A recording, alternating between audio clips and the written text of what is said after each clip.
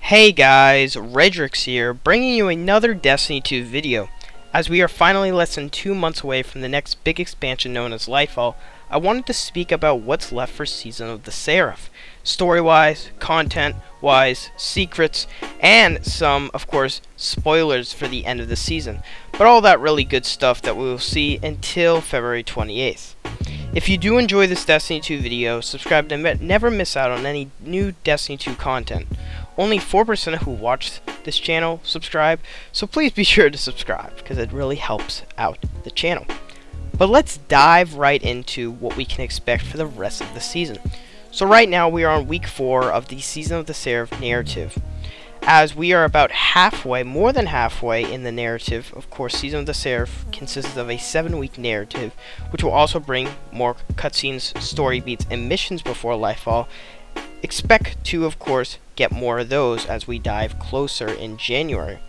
Expect a epilogue type quest similar to how Season of Arrivals and Lost ended off those according years before the next big expansion on the second or first one or the last week before Lightfall will launch. With that said, what content should we expect Redrix for, of course, January? Well, if you didn't know, the exotic mission Seraph's Shield isn't over, and we will still have a lot more to discover in the upcoming weeks. The should you choose to accept it exotic quest, which is the Revision 0 exotic catalyst quest, will appear if players would like to earn more catalysts to this season's pulse rifle, which may or may not be breaking the game right now, hence why DIM is offline. Bungie is planning for a fix next week, just to let you know, but it looks like this new exotic pulse rifle has been causing error codes and glitches to, of course, players in the Destiny 2 community. So, of course, disabling DIM is one of the prices we have to pay to that, but apparently a fix is on the way later on. There's still way more exotic and legendary items that will be awarded from the seasonal narrative, and the, of course, Seraph's Shield exotic mission will still offer way more secrets for the next couple of weeks, as there's still some redacted triumphs and secrets that players have yet to discover in January. So please be sure to, of course, log in every week, do your seasonal narrative quest, and of course go and play more of the Seraph's Shield exotic mission, as there's way more in there. Okay, speaking to the PvE front, Grandmasters will be available on January 17th, offering the hardcore players, again like last season, the opportunity to play the hardest piece of content. However, don't expect any big events for the rest of the season, as it looks like the Dawning will wrap up events for Year 5. On another side note, if you want to know the rotation for the Grandmasters, the, of course, 6 strikes, the Grandmaster seal, I think, is now still in the game, so you, of course, can go in there and inspect it, and you'll be able to see these 6 strikes that are, of course, going to be on rotation for the Grandmaster playlist, which is pretty cool. So, if you want to play Grandmasters, again, look into that for those PvE players, but don't, again, expect any huge events like the Dawning 4. Of course, January, we have to wait till Guardian Games in Year 6, which is going to probably be in April or May, to even see any big event. So, yeah, let me know your thoughts on what your favorite event was out of Year 5, which is pretty cool. Same goes for new strikes and PvP maps, which we probably won't see until the next expansion. I know this is kind of like a given. Redrix, why would you expect a new strike and PvP map? Well, of course, in Season of the Chosen, we did get 3 strikes, and there was a strike in its last month before we went into Splicer. So I just wanted to, of course, go down on saying that we probably aren't going to get a new strike or PvP map until Lightfall. Another thing, too, of course, side note. Remember to complete all your Year 5 seasonal activities, as it will be going away once the release of Lightfall and, of course, the new year starts. Something also to side note, similar to how Season of the Chosen's Battlegrounds continued from Year 4 to Year 5, expect the Battleground activities to probably be added to the Strike playlist. So it's going to be really cool, of course, to see that some of the activities that we've played throughout the Year 5, tell me what your favorite activities were, by the way, out of this whole year, will be continued from Year 5 into Year 6 in probably the PvE playlist. I wouldn't expect all of them, but again, it would be really cool to see a lot of the Battlegrounds from Risen and from Seraph to be, of course, continued into our Strike playlist, because again, they are activities, which is really cool. So, let's dive into some of the data mined end of season content. Again, spoilers if you don't want to see anything. Apparently, a huge story beat is that Rasputin will die after the Clovis AI goes rogue.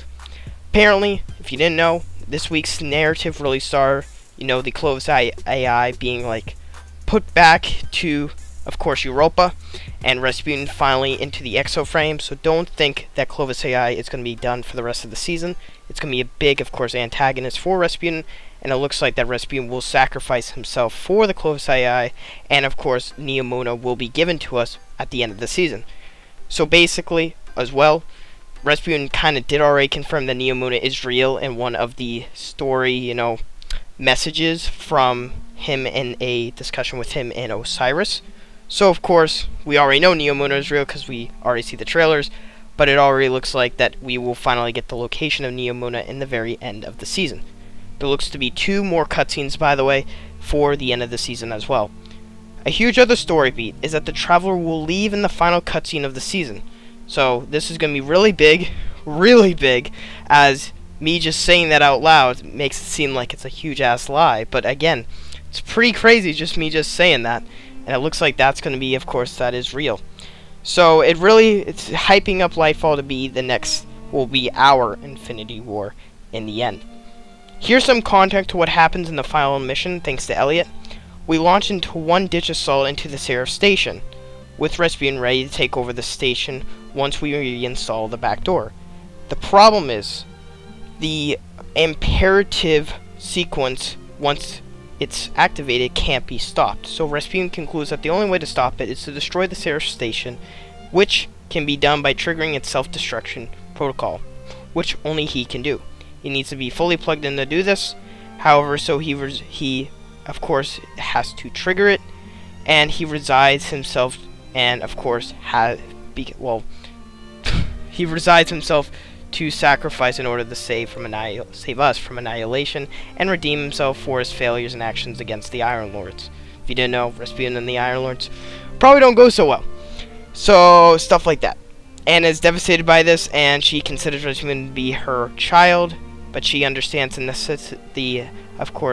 necessity and respects his choice. When Rasputin is plugged in, Anna's the one that, of course, starts the sequence and activates the self-destruct, killing Rasputin in the process.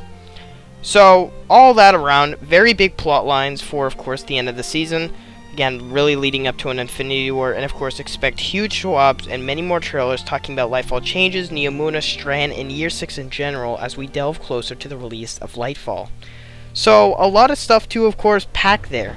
We are getting a lot of course, big story beats, and we're getting a lot of more secrets and stuff to the Seraph Shield exotic mission. But again, don't expect anything too significant, as we are really in that, like, last stretch here for anything major. Again, I will, of course, keep you guys up to date to the release of Lightfall, as that's one of my goals for, of course, to keep up at it before the next major expansion. But I just want to say thank you for, of course, the support this entire year. We, of course, I think this was our best year here on the channel. We were at, I believe, around 7,000, 6,000 subs at the very beginning of this year. And, of course, now we're almost at 20,000. We were going to get to 20,000, but we made it to almost 17.5, so I'm going to take that. We are definitely going to hit 20K next year.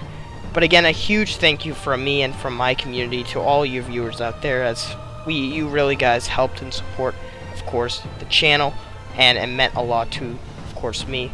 So thank you for, of course, making me feel like a YouTuber, because it makes it really good. Without you guys, I wouldn't be here. So thank you for 2022. Let's make 2023 a great year.